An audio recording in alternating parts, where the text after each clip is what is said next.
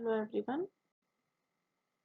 कल हमने first chapter यानी कि physical word units and measurement का टेस्ट पेपर 3 देखा था।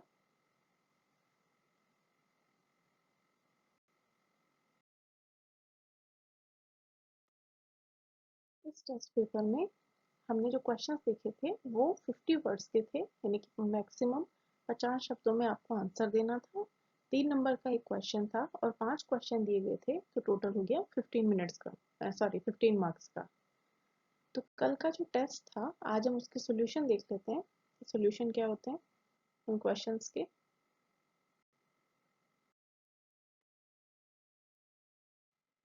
पहला जो क्वेश्चन था वो था what are the fundamental and derived physical quantities, यानी कि मूल और व्युत्पन्न भौतिक राशियां क्या होती हैं। तो देखिए सबसे पहले देखते हैं फंडामेंटल क्वांटिटी क्या होती है। तो मूल जो भौतिक राशि होती है वो क्या थी, हमने जब लेक्चर लिया था तब देखा था। मूल भौतिक राशियां इंडिपेंडेंट होती हैं दूसरी भौतिक राशियों से, यानी कि ऐसी राशियां जो कि अपने आप में स्वतंत्र होती हैं और अन्य भौतिक राशियों पर निर्भर नहीं करती, उन्हें हम मूल भौतिक राशियां कहते हैं। जैसे एग्जाम्पल के लिए हमने देखे थे लंबाई, द्रव्यमान, विद्युत धारा आदि। इसी के साथ डिराइव्ड क्वांटिटी क्या होती हैं, यानी कि व्युत्पन्न भौतिक राशियां क्या होती हैं। ऐसी भौतिक राशियां जो कि मूल भौतिक राशियों पर निर्भर करती हैं, या दूसरे शब्दों में हम ये कह सकते हैं कि वे राशियां जो मूल भौतिक राशियों पर से मिलकर बनी हुई होती हैं, उन्हें हम व्युत्पन्न भौतिक राशियां कहते हैं। जैसे वेग, दाब, बल, ऊर्जा आदि। तो यानी बेसिक डिफरेंस क्या होता है मूल भौतिक राशियों और व्युत्पन्न भौतिक राशियों में। मूल भौतिक राशियां इंडिपेंडेंट होती हैं, अन्य भौतिक राशियों पर डिपेंड नहीं करती, और व्युत्पन्न भौतिक राशियां जो हैं वो इंडिपेंडेंट नहीं होती, वो मूल भौतिक राशियों से मिलकर बनी हुई होती हैं।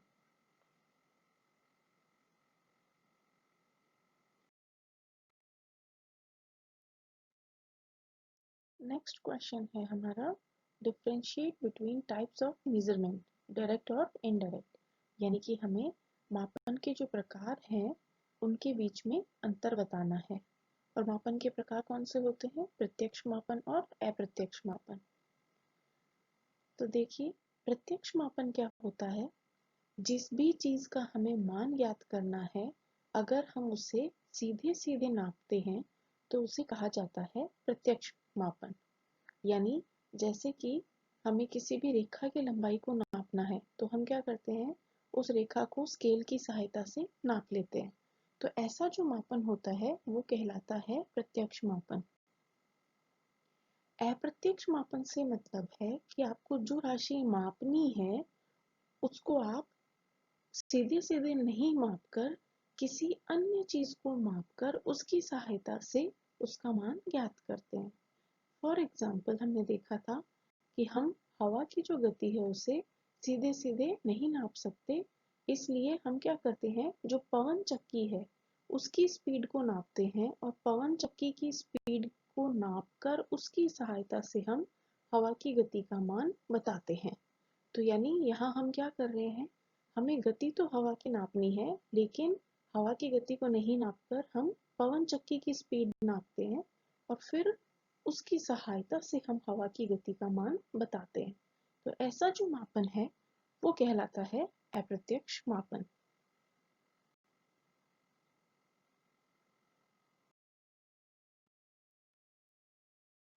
नेक्स्ट क्वेश्चन था हमारा जिसमें हमें सिस्टमैटिक एरर, रैंडम एरर और रिलेटिव एरर को डिफाइन करना था, यानी कि इनकी परिभाषा देनी थी। तो देखिए सिस्टमैटिक एरर क्या होती है। सिस्टमैटिक एरर किसी भी उपकरण के फॉल्ट के कारण, यानी कि किसी भी उपकरण के अंदर अगर कोई गड़बड़ी है या हमारे एक्सपेरिमेंट के डिजाइन में कोई गड़बड़ी है, उसकी वजह से जो एरर आती है उसे आप कहते हैं सिस्टमैटिक एरर। यानी जैसे हमारा उपकरण है वो कैलिब्रेटेड नहीं है, यानी कि उसकी जो उसका जो मापन है वो 0 से शुरू नहीं हो रहा है। ये इस प्रकार की जो एरर होती हैं वो कंसिस्टेंट होती हैं, यानी कि रिपीट होती हैं। क्यों? क्योंकि हमारे उपकरण में वो एरर हमेशा मौजूद रहता है, इसलिए ये एरर हमें हर बार मेजरमेंट लेने के साथ में प्राप्त होती है। दूसरा हमें बताना था रैंडम एरर। रैंडम एरर, जैसे कि हमें नाम से ही पता है, ये पूरी तरीके से रैंडम होती हैं, यानी कि इनके बारे में हम प्रेडिक्ट नहीं कर सकते।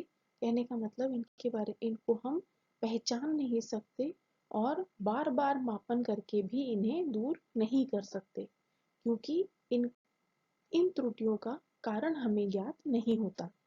वहीं जो सिस्टमैटिक एरर्स होती हैं वो हमें पता है कि उपकरण के अंदर कोई कमी होने के कारण होती हैं। उस कमी को हम आइडेंटिफाई कर लेते हैं और उस कमी के कारण कितनी एरर आ रही है वो भी आइडेंटिफाई करके हम उस मान को हर रीडिंग में जोड़कर या घटाकर सही मान प्राप्त कर सकते हैं। यानी सिस्टमैटिक एरर को दूर किया जा सकता है, लेकिन रैंडम एरर को दूर नहीं किया जा सकता, क्योंकि इनका सोर्स हमें पता नहीं होता। थर्ड हमसे पूछा गया था रिलेटिव एरर। रिलेटिव एरर क्या होती है?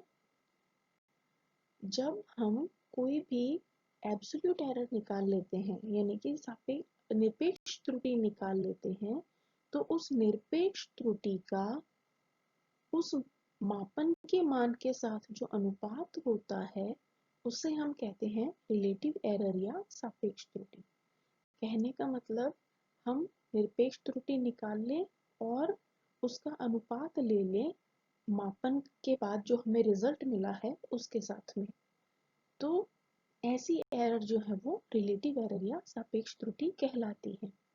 दूसरे शब्दों में कहा जाए तो इस प्रकार की जो त्रुटियां होती हैं वो जो हमारा मापन है उसकी साइज के साथ, यानी कि मापन के बाद जो हमें वैल्यू मिली है उसके साथ सापेक्ष रूप से नापा जाता है।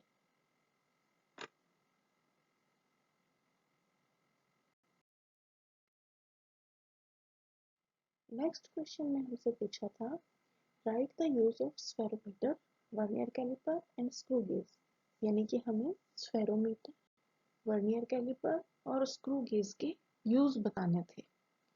तो देखिए, स्फेरोमीटर जो है वो होता है किसी भी गोले की या फिर कोई भी वक्राकार पृष्ठ है, यानी कि कर्व्ड सरफेस है, उसकी वक्रता त्रिज्या को ज्ञात करने के काम आता है।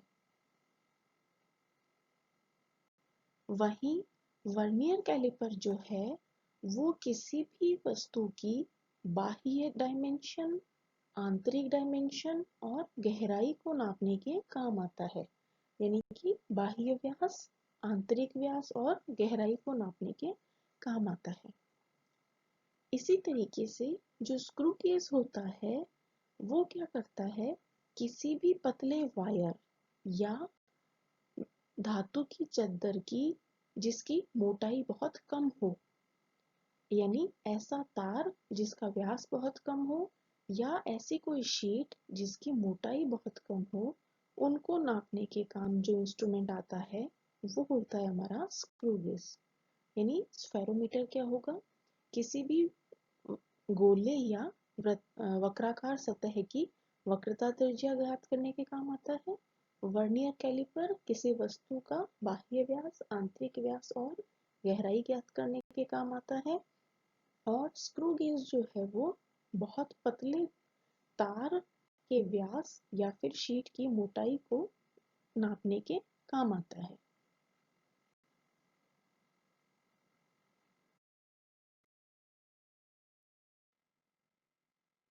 नेक्स्ट क्वेश्चन था हमारे पास, what do you understand by significant figures, write the number of significant figures in, और फिर हमें 4 संख्याएं दी गई थी। यानी हमसे पूछता है कि सार्थक अंकों से आप क्या समझते हैं और आपको इन 4 संख्याओं में सार्थक अंकों की संख्या ज्ञात करके बतानी है। तो देखिए सिग्निफिकेंट फिगर्स क्या होती हैं, यानी कि सार्थक अंक क्या होते हैं। किसी भी वैल्यू में, यानी कि किसी भी मान में मोस्टली इसका यूज किया जाता है मापन के बाद जो हमें मान मिले हैं उनके लिए। तो किसी भी मान में डिजिट्स की, यानी कि अंकों की वह संख्या जो कि उस मान को सटीकता के साथ बताने के लिए यूज होती है, वो कहलाती हैं सार्थक अंक या सिग्निफिकेंट फिगर्स। यानी किसी भी मान में अंकों की वह संख्या जो उस मान को एक्यूरेटली बताने के लिए यूज की जाती हैं, वो कहलाती हैं सिग्निफिकेंट फिगर्स या सार्थक अंक। अब देखिए पहली संख्या हमें दी गई है 0.069। हम ये जानते हैं कि ये एक दशमलव वाली संख्या है, पॉइंट वाली संख्या है, और पॉइंट वाली संख्या में ये जो 6 और 9 है ये दो अशून्य अंक हैं। पहले अशून्य अंक से पहले आने वाले जो 0 होते हैं वो सार्थक अंकों में काउंट नहीं होते, इसलिए इस फिगर में या इस वैल्यू में जो दोनों 0 दिए गए हैं वो सार्थक अंकों में काउंट नहीं होंगे। इसलिए इसमें केवल दो सार्थक अंक हैं, एक तो है 6 और दूसरा है 9।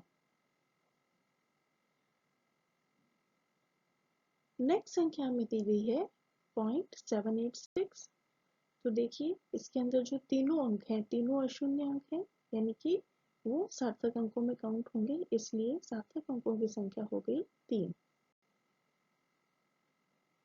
अगली संख्या हमें दी गई है 1.67। वंस अगेन तीनों ही अशून्य अंक हैं, इसलिए तीनों अंक हैं वो सार्थक अंकों में काउंट होंगे, तो सार्थक अंकों की संख्या हो गई 3। नेक्स्ट जो है नंबर दिया गया है 708, यानी कि 708। तो देखिए 7 और 8 जो है वो अशून्य अंक है, इसलिए सार्थक अंकों में काउंट होंगे। और हमने रूल देखा था कि दो अशून्य अंकों के बीच आने वाला जो शून्य है वो भी सार्थक अंकों में काउंट होता है, इसलिए ये 0 भी सार्थक अंक होगा। इसलिए यहाँ सार्थक अंकों की संख्या कितनी हो गई, 3। यानी पहले डिजिट में सार्थक अंकों की संख्या, पहले मान में सार्थक अंकों की संख्या है 2, दूसरे तीसरे और चौथे तीनों के अंदर 3 3 सार्थक अंक हैं।